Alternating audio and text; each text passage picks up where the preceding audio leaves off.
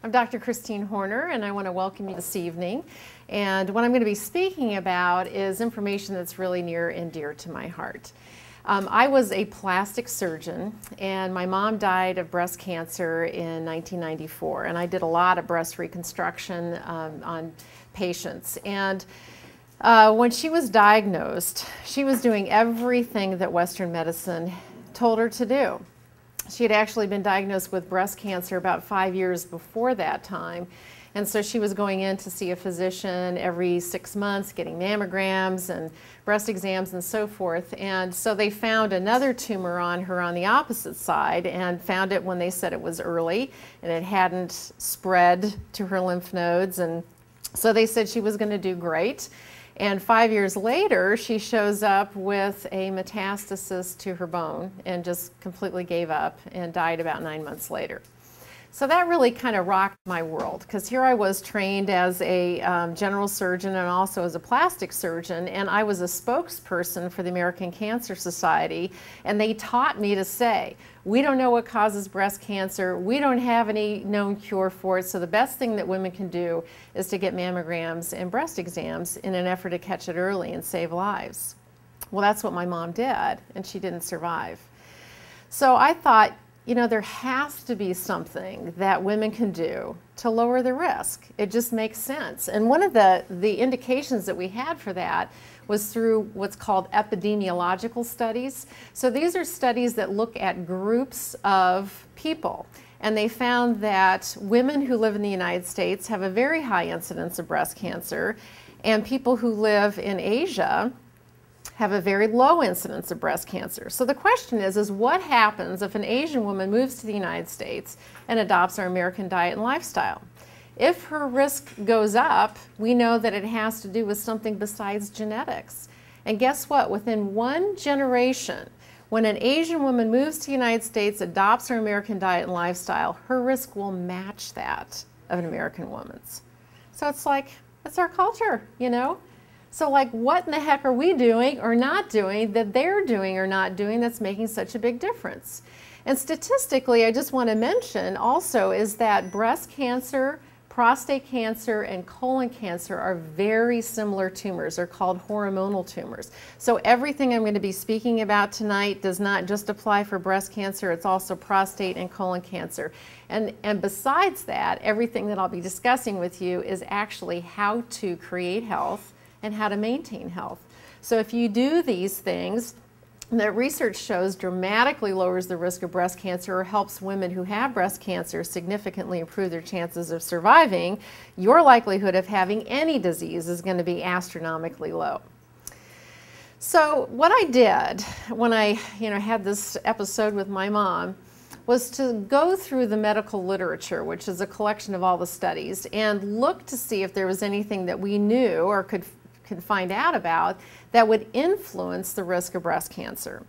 And I had no idea what I was going to find because I thought pharmaceutical companies sponsored all the research. But when I went through the medical literature, I instantly found thousands of studies that show exactly why we have a breast cancer epidemic, all the things that we're doing that are contributing to it, and the things that we traditionally don't do in this culture that are highly protective. And guess what? They were all natural. So foods, supplements, herbs, activities, lifestyle choices, huge statistical data. Now, as a Western trained doctor, I was kind of brainwashed, by the AMA and my surgical societies saying that, oh, there's no research on natural approaches. And even if there is, it's not good research, or natural approaches don't have much influence. Well, what I found was the contrary to that. Natural approaches have a huge influence. And amazingly, each thing that I found, and there's over 40 different things that I found that had a big influence statistically, would cut the risk of breast cancer in half. So one thing, you have a terrible diet and lifestyle, you do one thing, you cut your risk in half. You do more than one thing, those things don't add up together, they multiply up together. So it's like ridiculously simple to drastically reduce your risk of breast, prostate, colon cancer, or any other chronic disorder. So when I found this out, I actually got introduced to a system of medicine called Ayurveda. And Ayurveda is a system of medicine from India, the traditional system of medicine, very similar to traditional Chinese medicine. In fact, those two systems of medicine are actually considered the most comprehensive, holistic systems of medicine that are practiced on the earth today. And there's a lot of similarities between the two systems, and both of them have very similar paradigms as far as how they understand the human body and how it works. Both of them view disease as an end result of imbalances that come from poor choices in food and lifestyle and so forth. And they use natural approaches to bring the body back into balance, which enhances the body's inner healing intelligence and allows it to keep us healthy. And the title of my book, which I wrote that has all this information in it, is called Waking the Warrior Goddess. And the warrior goddess I personify as your healing intelligence. So it's waking up that inner healing intelligence within us. And so what I'll be discussing tonight is some of the highlights of what I found in the research that shows either what we should be avoiding because it significantly increases our risk of chronic disorders, and the things that we should be favoring because it significantly helps to protect us. So first of all, what I like to do is to start with the bad news. And I like to give the bad news until I see all of your faces getting really depressed. And then when I can't take it anymore, then we start talking about the good news. And I just want you to keep in mind that there's lots of good news. And like I told you, you do one thing, you cut your risk in half. You do more than one thing, these things multiply up together. So it's very simple to protect yourself.